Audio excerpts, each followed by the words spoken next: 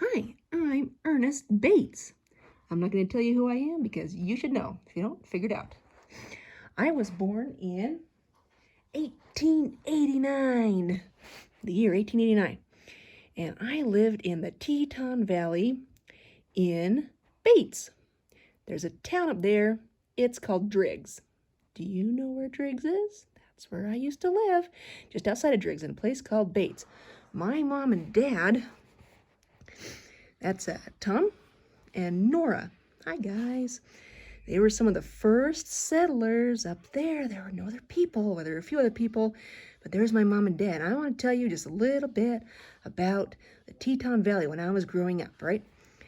There was so much snow. Have you ever been up there in the winter? There's so much snow. Let me show you. Sometimes this happens up there. Okay, do you see that? That's a cow. There's a cow buried in the snow. They got to dig it out. That's how much snow there was. Every now and then it'll snow like this. And the trains have a hard time getting through. And so they made a giant snowblower for the front of the train. Let me tell you what this thing does. Wow! There's the train tracks. There's a little guy in there.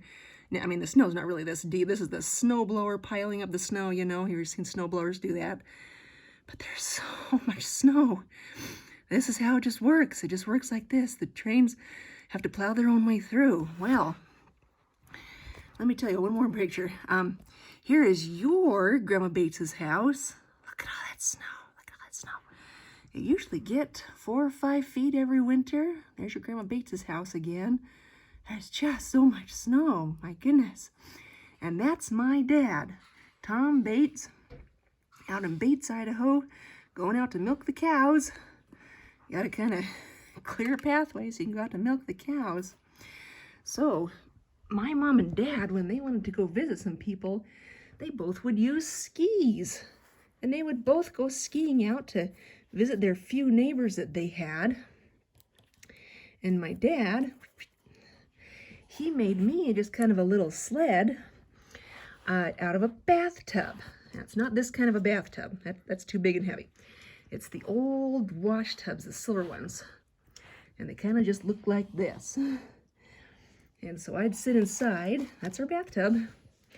And it was kind of on a little hand sled kind of a thing. And he tied it up, and then he would hold the other end, and he would pull me around so I could get around. Because you couldn't really keep the road clear for horses because it just snowed so much.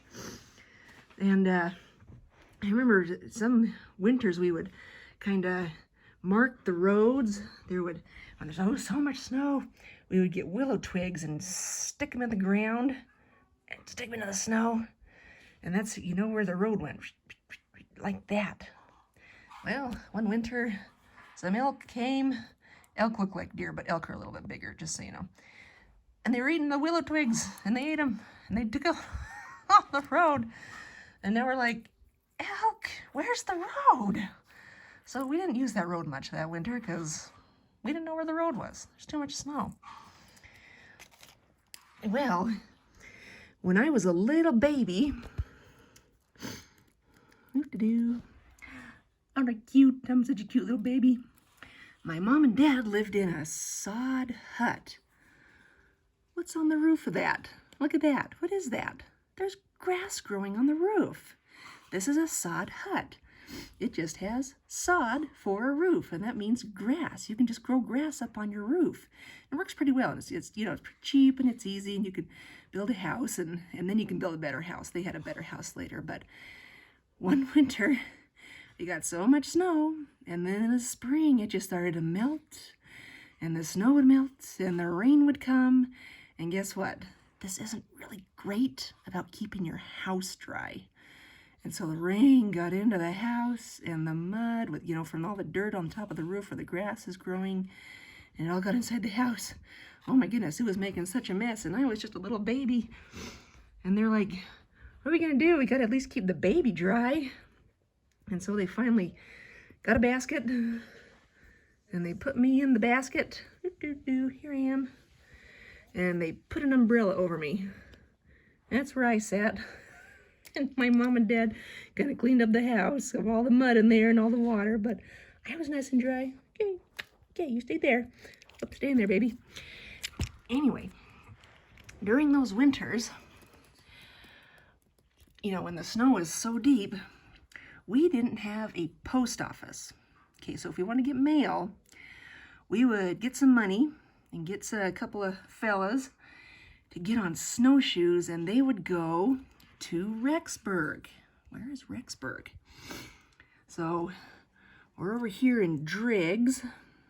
Driggs, there you are, right there. And we're kind of living out here. So we'd get a couple of fellas to get snowshoes, and they would walk and walk and walk and walk and walk and walk and walk and walk and walk and walk and walk and walk and walk and walk and walk and walk and walk and over here to Rexburg. You ever heard of Rexburg? Rexburg's kind of a little one-horse town, if you will, but they had a school there, Rick's Academy. And you know that school, but you know it by a different name. Can you guess what it is? They had Rick's Academy, so they had a few people living there, and they had a post office. So those people on snowshoes would walk and walk and walk and walk over to Rexburg and get some mail, and then they'd walk and walk and walk back. And let me tell you, it is tiring to walk in snowshoes. That's what a snowshoe looks like. It keeps you from sinking into the snow, because you can't take a horse. A horse would sink into the snow. So you take snowshoes. You don't have any cars. And you just walk. And let me tell you, it's hard work, just so you know.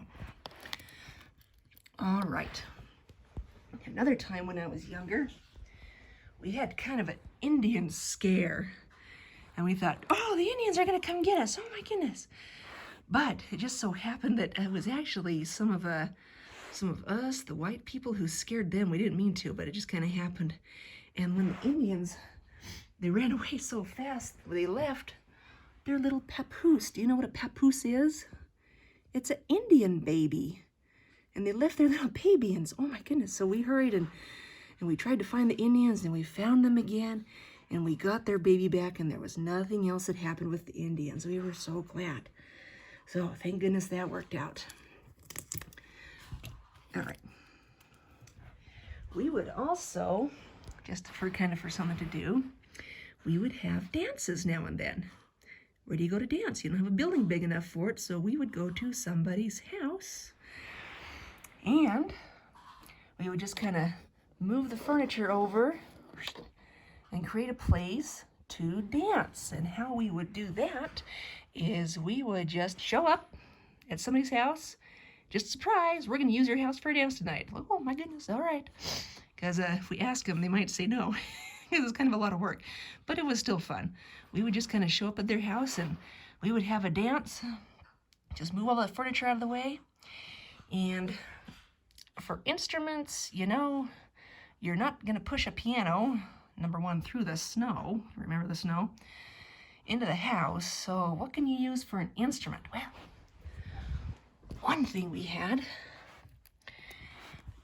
there's like a house we would use. There's an old 1800s house kind of a thing. You just kind of move the furniture out of the way.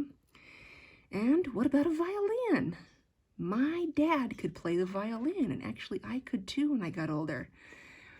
And then people would clap their hands and laugh and sometimes sing, and you would just dance to that, and it was pretty fun.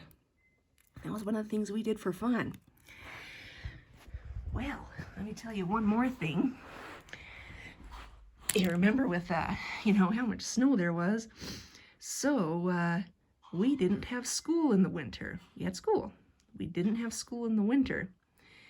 And so we had school in the summer for 3 months in the summer, because you just couldn't get to school otherwise. How was that? Kind of nice, huh? And so I would walk to school, and guess how old I was when I first went to school? I was 8 years old, and I first started school. And I would go walk into school, and it was just during the summer, so it was nice and sunny outside. It was pretty warm. It was pretty good. And then when I come walking home from school again, I had to walk through a cow pasture. And let me tell you, those cows, I don't know if they liked me or what, sec. Okay. But every time I walked through, I'm like, don't notice me, don't notice me. Hey, look, there's a little boy. Let's go look at him. Oh, we like this little boy. Wow, how interesting. The cows would all come and look at me. And I'm like, no, I don't like cows looking at me. That's all they would do. They would just look at me. And so I would keep walking. Like, don't do anything to me. Oh, look at this little boy. Oh, we are looking at him. We like this little boy. Oh, keep walking. And sometimes I would see my dad come riding up on his horse because he knew when school got out. Like, oh, Dad, oh, good. And he would get me up on his horse and take me home. Here we go riding home. I'll see you later.